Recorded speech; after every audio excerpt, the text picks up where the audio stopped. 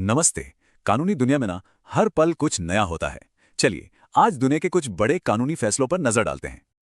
तो सवाल ये है कि क्या हमारे कानून टेक्नोलॉजी की रफ्तार पकड़ पा रहे हैं। देखते हैं अदालतें इस नई दुनिया से कैसे निपट रही हैं। शुरू करते हैं टेक्नोलॉजी से। सबसे बड़ी लड़ाई छिड़ी थी अमेरिका में टिकटॉक को लेकर। ये केस तो किसी फिल्म की तरह भागा। 1 साल से भी कम में कानून बना और सुप्रीम कोर्ट का फैसला भी आ गया। और फिर आया बड़ा फैसला। सुप्रीम कोर्ट ने नेशनल सिक्योरिटी का हवाला देते हुए इस कानून को सही ठहराया। पर यह सिर्फ अमेरिका की बात नहीं है।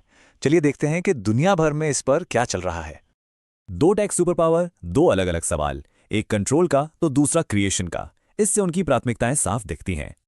क्रिप्टो से लेकर एआई तक दुनिया भर की अदालतें डिजिटल दुनिया के लिए नई लकीरें खींच रही हैं। तो टेक्नोलॉजी की बात तो हुई, पर इस डिजिटल दुनिया में आम इंसान के अधिकारों का क्या? चलिए अब इस पर आते हैं। भारत का ये फैसला 21वीं सदी के लिए एक बेसिक राइट को नई परिभाषा देता है। मतलब डिजिटल दुनिया में सबको शामिल करना जरूरी है। अदालतों के पास न्याय को डिफाइन करने की बड़ी ताकत होती है। वही तय करती हैं कि जिम्मेदारी की लाइन कहाँ खत्म होती है। ये एक बहुत जरूरी फैसला है जिससे केस चलाना आसान हो जाता है। मतलब अगर इरादा कॉमन था तो सबका एक्शन साबित करना जरूरी नहीं। यहां कोर्ट ने एक बहुत बारीक पर जरूरी फर्क समझाया।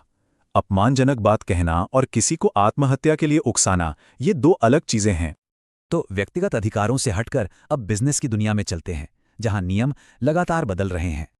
ये 4-1 का फैसला एक नाजुक बैलेंस बनाता है, आर्बिट्रेशन की आजादी और कोर्ट की निगरानी के बीच।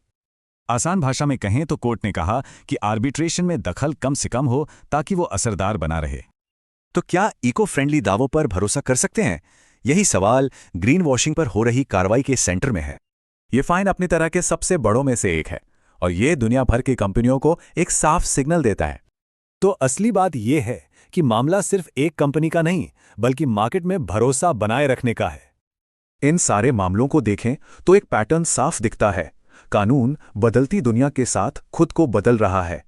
तो 3 बड़े ट्रेंड सामने आए हैं: टेक्नोलॉजी पर कंट्रोल, अधिकारों की नई परिभाषा और कॉर्पोरेट जवाबदेही का नया दौर।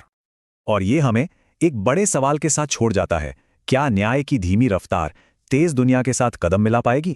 नमस्कार, आज हम कानून के एक ऐसे पहलू की बात करेंगे जो किसी सस्पेंस थ्रिलर फिल्म से कम नहीं है, लेकिन ये असल जिंदगी में न्याय की पूरी दिशा बदल सकता है। इसका नाम है कब्र से एक आवाज, यानी मृत्युकालिक कथन का कानून। जरा इस सवाल के बारे में सोचिए, क्या हो अगर किसी पीड़ित के आखिरी शब्द ही उसकी अपनी हत्या का राज खोल दें? ये सिर्फ कोई फिल्मी कहानी नहीं है, बल्कि हमारे कानून की एक बहुत ही दिलचस्प और पेचीदा हकीकत है। चलिए समझते हैं कि ये आखिर काम कैसे करता है। तो ये जो मृत्युकालिक कथन है, जिसे अंग्रेजी में डाइंग डिक्लेरेशन कहते हैं, आखिर ये है क्या चीज? देखिए, सीधे सीधे शब्दों में ये उस इंसान का बयान है जिसे पूरा यकीन है कि अब वो नहीं बचेगा, और वो अपने आखिरी पलों में ये बता रहा है कि उसकी मौत कैसे हुई या उसके पीछे क्या वजह थी। लेकिन सवाल ये है कि इस बयान को इतनी ज्यादा अहमियत क्यों दी जाती है? मतलब ये इतना खास क्यों है? इसे समझने के लिए हमें पहले कानून के एक बहुत ही बेसिक नियम को जानना होगा। इसे कहते हैं हियरसे एक्सेप्शन, यानी सुनी सुनाई बातों का अपवाद। देखिए, आमतौर पे कोर्ट में ना सुनी सुनाई बातें, जिसे हेयरसे कहते हैं, सबूत के तौर पे नहीं चलती। मतलब अगर कोई गवाह आके कहे, अरे मुझे तो शर्मा जी ने बताया था कि उन्होंने चोर को भागते हुए देखा था, तो कोर्ट इस बात को नहीं मानेगी। क्यों? क्योंकि गवाह ने खुद कुछ नहीं देखा। लेकिन ये जो डाइंग डिक्लेरेशन है ना, ये इसी नियम का सबसे बड़ा, कह सकते हैं, एक एक्सेप्शन है। और इस एक्सेप्शन के पीछे की वजह वो बहुत पुरानी और गहरी है। एक मान्यता है कि कोई भी इंसान अपने बनाने वाले से, मतलब भगवान से, मुंह में झूठ लेकर नहीं मिलना चाहेगा। और इसी विश्वास के चलते मरते हुए इंसान के आखिरी शब्दों को लगभग कसम खाने जितना ही सच्चा मान लिया जाता है। पर क्या सच में ऐसा होता है? क्या हर इंसान मरते वक्त सच ही बोलता है? बस यहीं से इस कानून की सबसे बड़ी चुनौती शुरू हो जाती है, इसकी रिलायबिलिटी की, इसकी विश्वसनीयता की कसौटी। सोचिए जरा, कई मुश्किल सवाल खड़े होते हैं, जैसे क्या जो इंसान बयान दे रहा था उसकी दिमागी हालत ठीक थी? कहीं ऐसा तो नहीं कि वो बयान किसी पुरानी दुश्मनी या जलन या किसी के दबाव में दिया गया हो? और सबसे जरूरी बात, जो भी कहा गया, क्या वो बिल्कुल साफ साफ कहा गया या उसमें कोई कंफ्यूजन था? और यहां एक बहुत बड़ा नैतिक सवाल भी उठता है। देखिए, किसी भी नॉर्मल केस में जिस पर इल्जाम लगाए, उसे अपने खिलाफ गवाही देने वाले से सवाल जवाब करने का, जिसे क्रॉस एग्जामिनेशन कहते हैं, पूरा हक होता है। ये न्याय का एक बुनियादी उसूल है। लेकिन डाइंग डिक्लेरेशन वाले मामले में आरोप लगाने वाला तो अब इस दुनिया में है ही नहीं, तो फिर क्रॉस एग्जामिनेशन कैसे होगा? ऐसे में आरोपी अपने बचाव का एक बहुत बड़ा अधिकार खो देता है। तो सवाल ये है कि इन सारे खतरों और दुविधाओं के बीच हमारा कानूनी सिस्टम संतुलन कैसे बनाता है? तो इसके लिए बनाए गए हैं कुछ सेफगार्ड्स, कुछ सुरक्षा उपाय और एक बहुत ही सख्त जांच प्रक्रिया। यही वजह है कि कोर्ट्स किसी भी डाइंग डिक्लेरेशन को सबूत मानने से पहले एक बहुत ही सख्त चेकलिस्ट फॉलो करती हैं। सबसे पहले वो ये देखती हैं कि बयान देने वाले की दिमागी और शारीरिक हालत कैसी थी।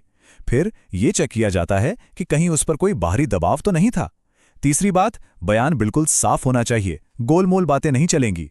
और शायद सबसे जरूरी, क्या उस बयान को सपोर्ट करने के लिए कोई दूसरा सबूत, कोई कोरोबोरेटिंग एविडेंस मौजूद है? क्योंकि सिर्फ एक बयान के आधार पर किसी को सजा देना बहुत जोखिम भरा हो सकता है। अच्छा, ये तो हुई हमारे देश की बात। अब जरा देखते हैं कि दुनिया भर में इस कानून को लेकर क्या सोच है, क्योंकि इस पर सबकी राय एक जैसी नहीं है। अगर हम भारत के कानून की बात करें, यानी इंडियन एविडेंस एक्ट के सेक्शन 32(1) की, तो यहाँ के नियम काफी लचीले हैं। हमारे यहाँ अगर किसी को सिर्फ मौत का अंदेशा भी हो तो उसका बयान सबूत माना जा सकता है। लेकिन अगर हम अमेरिका या यूके जैसे देशों को देखें, जहां कॉमन लॉ सिस्टम है, तो वहां के नियम बहुत ज्यादा सख्त और सीमित हैं। वहां हर हाल में ऐसे बयान को स्वीकार नहीं किया जाता, उसके लिए बहुत खास शर्तें पूरी होनी जरूरी हैं। तो कुल मिला के देखें तो ये पूरा मामला एक तरह से कानूनी रस्सी पर चलने जैसा है। एक तरफ है पीड़ित को न्याय दिलाने की जिम्मेदारी, और दूसरी तरफ है ये पक्का करने की जरूरत कि किसी बेगुनाह को सिर्फ एक बयान के आधार पर सजा न हो जाए। ये एक बहुत ही नाजुक संतुलन है, और ये हमें एक बहुत बड़े सवाल पर लाकर छोड़ देता है कि आखिर कोई भी समाज मृतकों के लिए न्याय और जो जिंदा हैं उनके अधिकारों के बीच ये नाजुक संतुलन कैसे बनाए। ये एक ऐसा सवाल है जिसका जवाब दुनिया की हर कानूनी व्यवस्था आज भी तलाश रही है।